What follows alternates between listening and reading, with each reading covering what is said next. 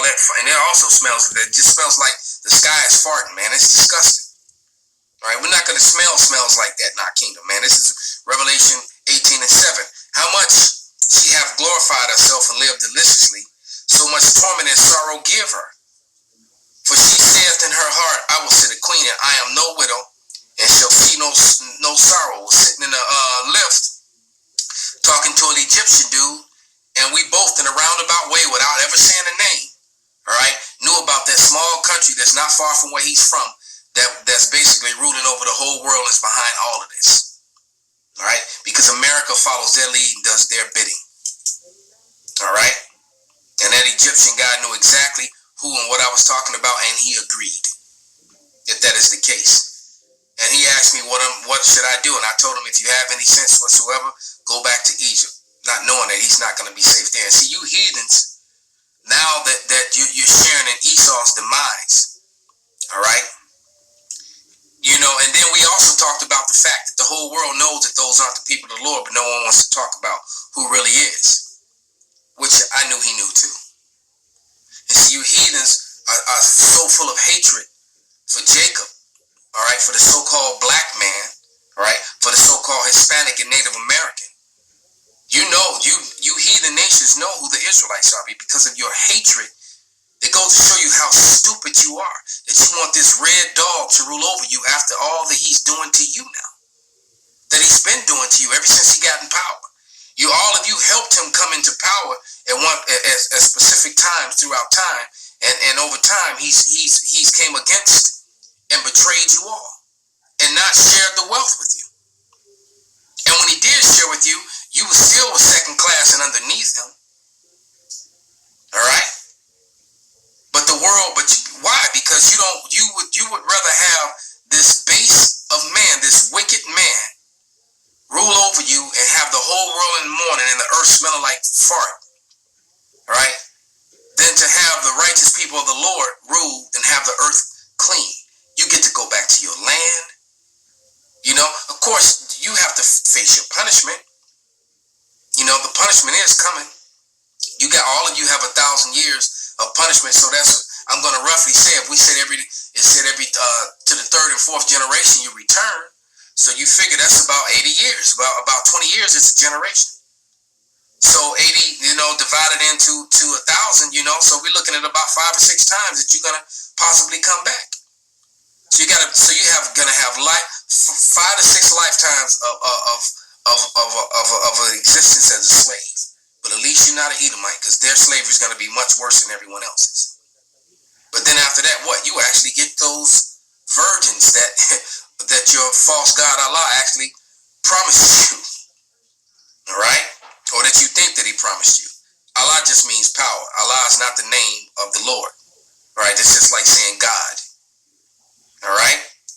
But yeah, you get to go back to your land, have multiple wives, have land, have peace, have food that's not GMO, clean water, clean air, animals. You actually get to live in peace, all right, and live deliciously, all right. That's the end result. Why would you not want that? All right, because that cannot happen with these red dogs, these devils in power. It can't.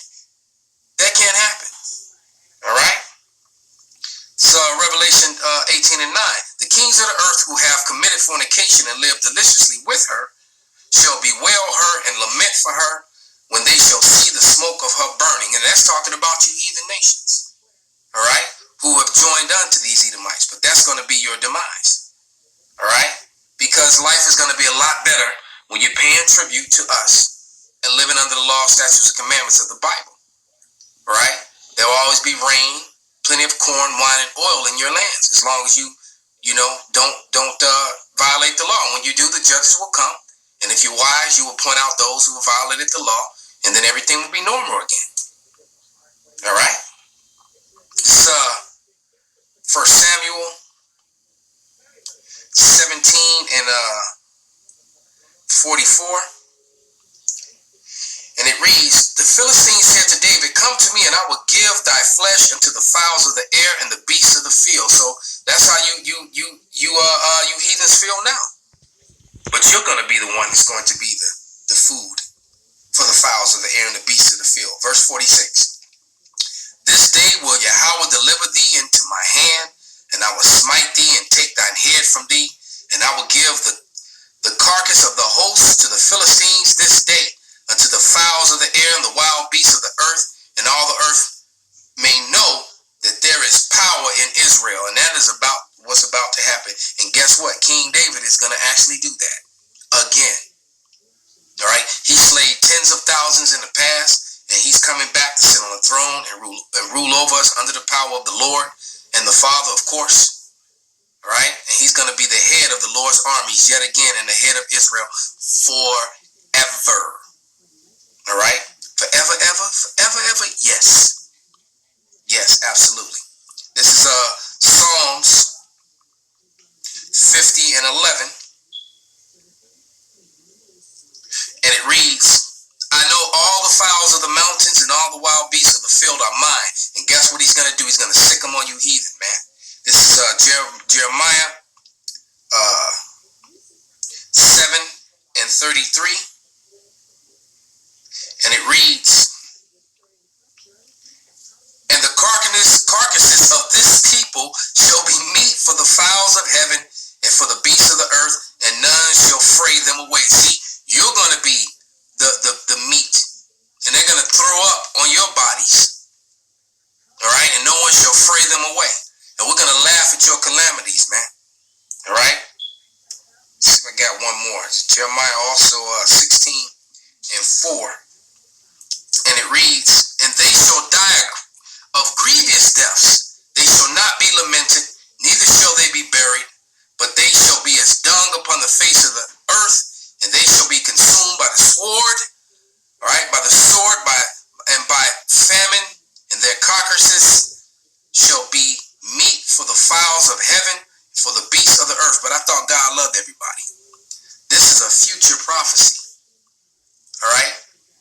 This happened in the past, but these sort of things happen in the past, but this particular thing is we're talking about what's going to happen in the future, man. Okay? This is Psalms, last scripture, man. Psalms 137, one of my favorite. All right? That whole, it's short, it's only, 9 verses, but all of it's fire, but 7 through 9. Woo-wee. This is Psalms 137 and 7. And it reads, remember, O Yahweh, the children of Edom in the day of Jerusalem, who said, raise it even to the foundation thereof. See, they were saying, burn it down, right? Then you idiots were enough to basically, in modern day terms, you took selfies. That's what the archetypus is. The archetypus is a selfie of you stealing, and it's showing who did it. You Edomites, these so-called white people. All right? It says, O daughter of Babylon, who art to be destroyed. See, it's equating Edom in Babylon. And we know that Babylon, the great, all right, the daughter of Babylon has not been destroyed yet, and Edom is ruling in it. All right?